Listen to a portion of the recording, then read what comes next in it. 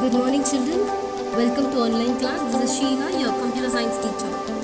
Today we are going to see lesson 8, iteration and recursion. Generally, why do we get into recursion and iteration? Do you know what is iteration and recursion at first? Good morning, children. Welcome to online class. This is Sheila, your computer science teacher. Today we are going to see lesson 8, iteration and recursion. Generally, why do we get into recursion and iteration? Do you know what is iteration and recursion at first? We already have seen it, isn't it? Iteration and recursion is just going to be a looping process. It is just going to continue one process again and again. See, there are several problems which can be solved by doing the same action repeatedly. Yes, for both iteration and recursion are algorithm design techniques to execute the same action repeatedly. Now, what is the use of repeating the action again and again? Though the action is same, the state in which the action is executed is not going to be the same. What does it mean? Say for example, I'm just going to add 1 to 10. 1, 2, 3, 4, 5, 6, 7, 8, 9 and 10. How am I going to do it? I'm just going to do it in a repeated process. First, I will be adding 1 plus 2. The answer will be 3. Then I will be adding 3 plus 3, which is going to be 6. 6 plus 4, which is going to be 10. So on till what? Till the last number 10. See, in each and every process, what happens is the value will differ. Able to follow? What are we doing? I'm just going to add 1 to 10. 1, 2, 3, 4, 5, 6, 7, 8, 9 and 10. Initially, I am just going to add these two numbers, which is equal to 3. And I will be adding with this, which is equal to 6. Then I will be adding with this, which is equal to 10. Then I will be adding with this, which is equal to 15. Then with this. Yes, the process continues for each and every step. But what are we doing here is, we are just going to add 1 to 10. Is that clear? We are just going to add 1 to 10 and the process is going to be repeated from 1 till 10. Exactly. Though it is the same process, each and every case is the value differs. Able to follow? Yes. Even though the action is same, the state in which the action is executed is not same. Each time we execute the action, the state changes. Therefore, the same action is repeatedly executed, but the state is going to be different. And thus, as the state changes, what happens is there will be a progress in the relation. What relation? Input-output relation. Now let us see iteration. What is iteration? Iteration, the loop body actually gets executed as long as the loop condition is true. Already I told you, right? For I is equal to 0, I is less than 10, I plus. Let us consider a condition like this. Everything will be followed with a semicolon. Fine. So initially I value is actually equal to 0. Then 0 will be, because I is less than 10, right? 0 will be compared with 10. Actually it is lesser. Now what will happen? Something like print high means first time high will be printed. Again I value will be incremented. I is equal to I plus 1. So I will be 1 now. 1 is lesser than 10. The comparison goes on and on like this. Yes. What happens here? Till the condition is true, the statement will be executed. When a statement comes like this, 10 lesser than 10, is 10 lesser than 10? No, it is false. Till that the statement will be executed. Is that clear? However, there is also a property of variables which remains unchanged by the execution of loop body. This changing property is actually called as loop invariant. What happens? Sometimes the variables that we use in the loop may remain unchanged. We already saw the state changes, right? But some variables may remain the same, and those such variables and those such properties called as what? Loop invariant. Loop invariant is a key to construct, and it is a reason about iterative algorithms. What is recursion? Recursion is another algorithmic technique close related to iteration, but it is more powerful. What it is actually, it is more powerful when compared to your iteration. Using your recursion, we can solve a problem with a given input by solving the same problem with a part of the input and constructing a solution to the original problem from the solution to the partial input. We can solve a problem with a given input by solving the same problem with a part of the input and constructing the solution to the original problem. What are they telling here? See, using your recursion, calling by itself is termed as recursion. Whenever a problem, same problem exists, the problem will be solved using your recursion technique itself. Yes, what happens is when the same problem is detected, what happens? The solution will be automatically implied. Now let us see invariant. Suppose the following assignment is executed with u comma v, which is equal to 20 comma 15. So u value is going to be 50 and v value is going to be u value is going to be 20 and v value is going to be 15. Let me repeat, u value is 20 and v value is 15. We can annotate before and after the assignment. Now what they have done, they have taken u as plus 5 and v as minus 5. What they have then taken u as plus 5 and v as minus 5. So u is equal to u plus v. So 20 plus 5, it is going to be 25, whereas 15 minus 10, which is going to be 10. After assignment of u comma v, 25 comma 10. But what do we observe about the value of the function u plus v? 8. So what was 20? U plus v, actually u was 20 initial stage. U was 20 and v was 15. On addition, what did you get? 35. Now what is the value that we have? U plus 5 and v minus 5, right? So u plus 5 was 25 and v minus 5 was 10. On summation of this is also 25. On summation of this is also 25. See, the assignment has not changed the value of u plus v. We say that u plus v is invariant, is an invariant of the assignment. We can annotate before and after the assignment with an invariant expression. Before, u plus v was 35 and after that what happened? U plus v, we did u plus 5 and v minus 5, and we also got u plus v as 35. We can say that u plus v is actually invariant. It is because 35 is before and after, or we can say u plus v is equal to 35 is an invariant. It means it does not change. It is true before and after. Now, if we execute the following assignment with p comma c is equal to 10 comma 9, after the assignment of p comma c is equal to 11 comma 10. Before, the value was 10 comma 9. After that, what did they do? They just added up p plus 1 and c plus 1, because after the assignment, what happened? We just added 1 to each and every value.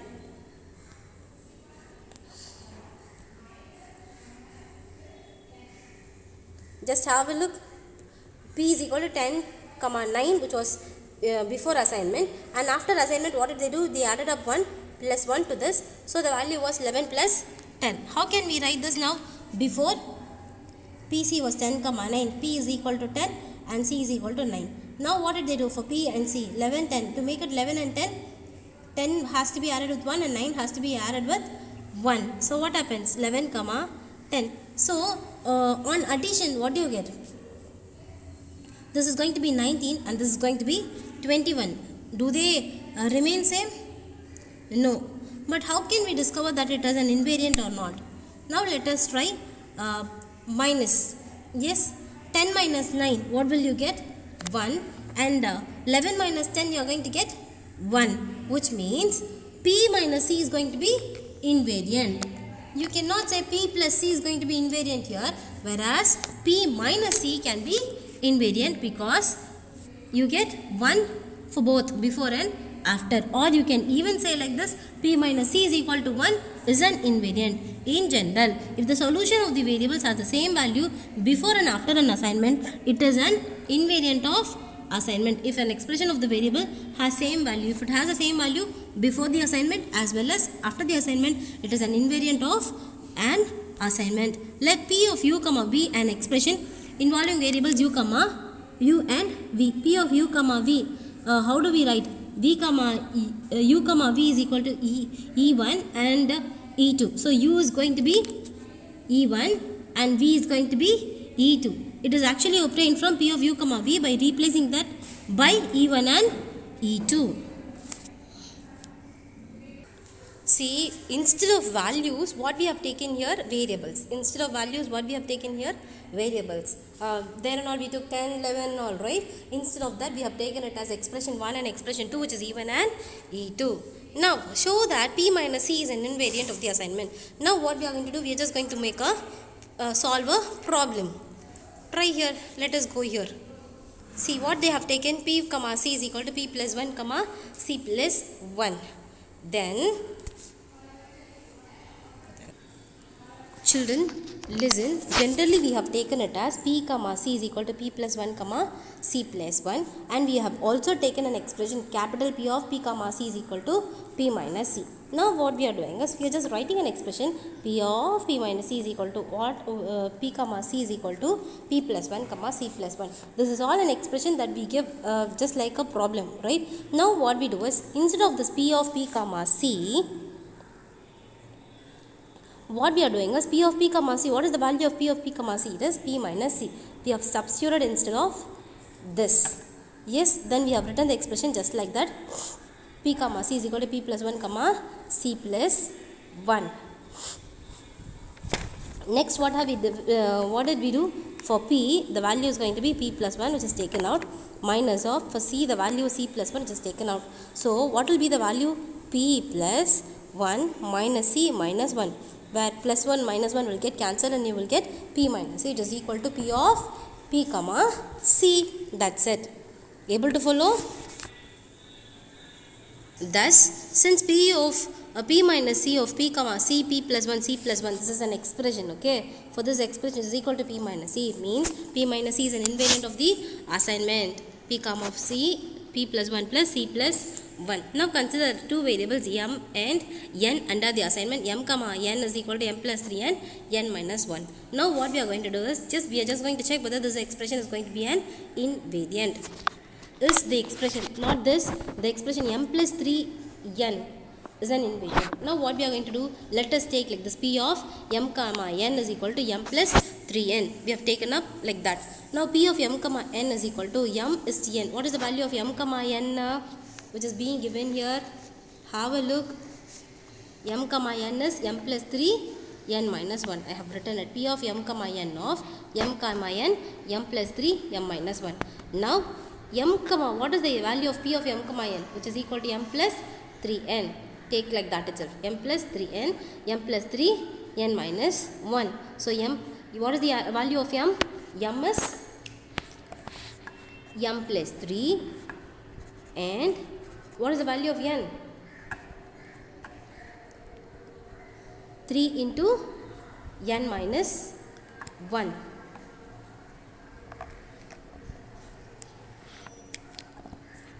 Listen children, see m plus 3n is an expression that is being given here. We have written it and m plus 3 into n minus 1. Instead what we have done is for m we will take m plus 3. Yes, plus 3 into, what will you take for n? N we will take n minus 1. Able to follow? After that what did we do? Now we are going to do a multiplication. How will you do it? M plus 3 plus 3n, 3 into n, 3n minus 3. Now plus 3 and minus 3 will get cancelled and you will get m plus 3n. Hence proved that m plus 3n is an invariant of the assignment m plus 3 and n minus 1. Now let us see loop invariant.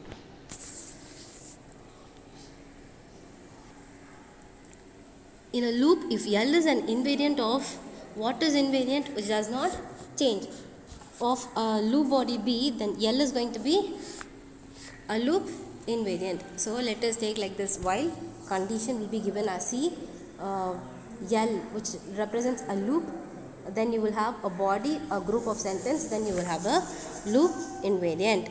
L stands for loop invariant. When will your loop invariant will be true? Before the loop body and after the loop body each time. Since L is true at the start point of first iteration and L is true at the start point of the loop also. Since L is true at the end of the last iteration, L is true when the loop ends also. See, what they are trying to say is, between the body, before we begin the loop and after we end the loop, what will happen is, the loop points will be invariant, they will be true. So what happens? Since they are true for the first iteration and the last iteration, they can be loop invariant. Thus, if L is a loop invariant, then it is true for 4 important points. What they are: at the start of the loop, just before the loop, nothing is going to change, it is going to be invariant. At the start of each iteration, for I is equal to 0, what happens? It's a condition, begins. So what happens? That is not going to change. So that is also an loop invariant. And maybe at the end of each iteration, there can be no change. So that is also a loop invariant, and even at the end of the loop, that can be loop invariant. These are the 4 places where a loop can be invariant. Now what happens? L, start of the loop, you will have while condition. L, start of iteration, body of the loop. Then L, end of the iteration, then end of the loop. What happens? All this L represents that there can be a loop invariant. Input, you just start the loop, start the condition. As you check the condition, what happens? The loop, what will happen? The condition, the start of the iteration begins here. Once when the condition is over, what happens? Then what happens? When the condition is starting again, where will it go? Get into the condition only. Again and again, the condition only will be checked, isn't it? To construct a loop, what and all you need? Establish a loop invariant at the start of the loop. The loop body should update the variable so as to progress towards the end and maintain the loop invariant at the same time.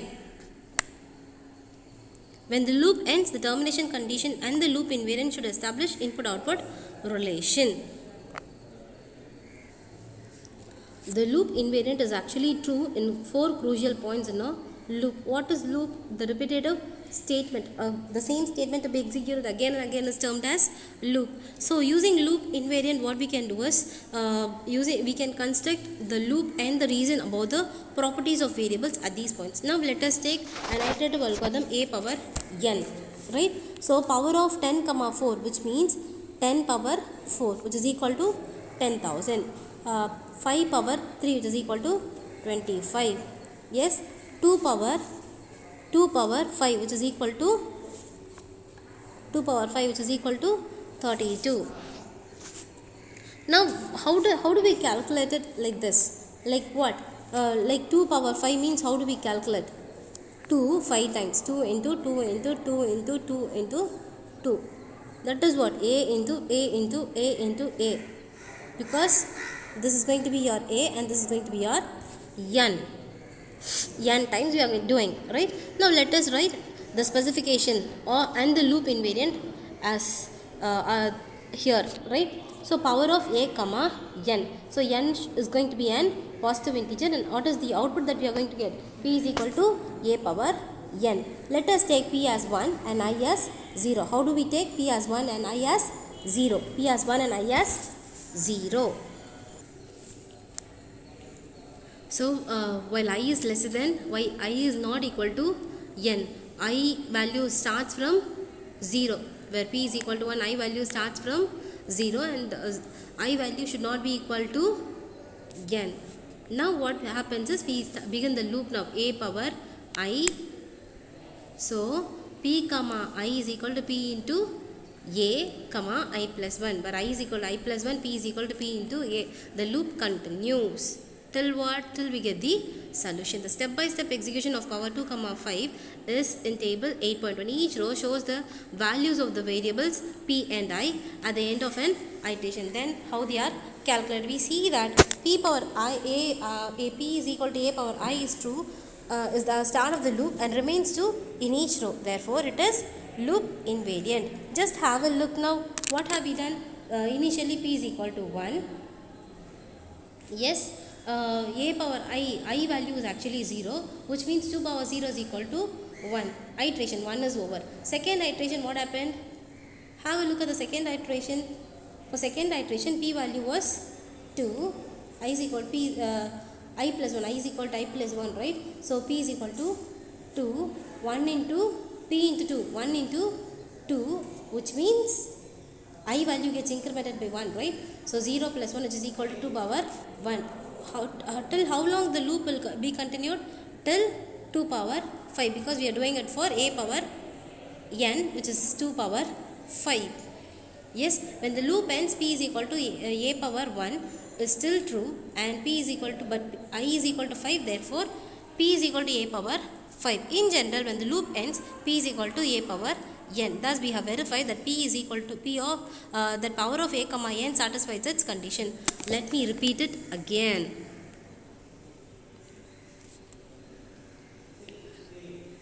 What is the value that we have taken here? P is equal. What is the value that we have taken here, which is p into a, p is equal to a power I, and p into a, and I is equal to I plus 1. Have a look at this iteration now. Here p is equal to a power I, fine. So p is equal to a power y, initially p is equal to 1, fine. So I value is actually equal to 0. So p power 0, which is going to be 1 now, right? Anything past 0 is going to be 1. So initially what do you get? P is equal to a power 0, a power I. Remember this, p is equal to a power I, fine. So p into a, I plus 1. Initially it started up with, we are just going to do it for 2 power 5, remember, fine. So what is the second value that we have? I is equal to I plus 1. Iteration always keeps doing. So initially I was 0, I plus 1 is going to be 1 now. And what is the value of p power a power I? What is the value of I now? It is equal to 1. So a power 1, 2 power 1, which is going to be what? Which is going to be 2 now, right? So 2, 1 into 2. P is equal to p into a, right? 2, then I value gets incremented. I value gets incremented. Yes. Then what happens? 2 power 1, which is actually equal to 2. It just keeps continuing the same, a power I, p into a, I value, I plus 1. Till what do we continue? Till 2 power 5. That's it. Finally 2 power 5, which is equal to what? Just do like this. 2 into 2 into 2 into 2 into 2. 2 2s are 4, 4 2s are 8, 8 2s are 16, 16 2s are 32. That's it, children. With this we shall stop and we shall see the rest in our next class. Thank you.